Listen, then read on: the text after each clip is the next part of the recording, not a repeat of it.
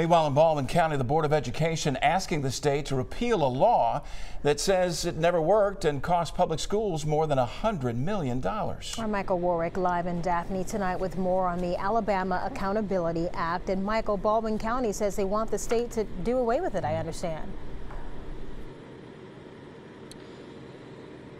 That's right, Lenise. Good to be with you. The school board here in Baldwin County was skeptical of this law back in 2013 when it passed overnight.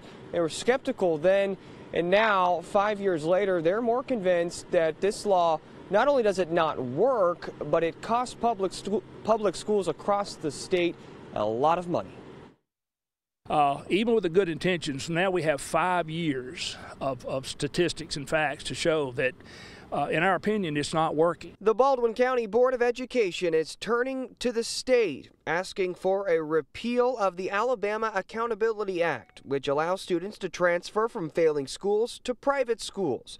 Tax money pays their tuition in the form of a scholarship. And so it just seems that it's money that could be used in public education that's being taken away from that area and put into a private situation. Thursday night, the school board unanimously passed a resolution supporting the law's repeal.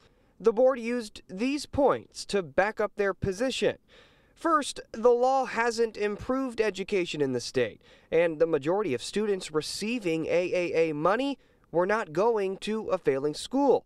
And the AAA cost public schools across the state almost $140 million in tax credits. It's siphoning off very precious education dollars. Our board takes that very seriously because we're scrambling for those precious dollars. As one of the first school systems in the state to publicly support the repeal of the AAA, the Baldwin County School Board predicts several other areas will follow. We've had a number of systems around the state of Alabama that have called, and some have asked, may they use our resolution as a template.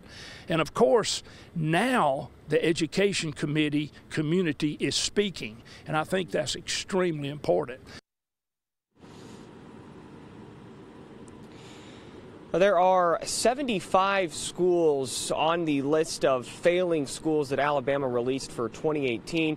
None of those schools are in Baldwin County.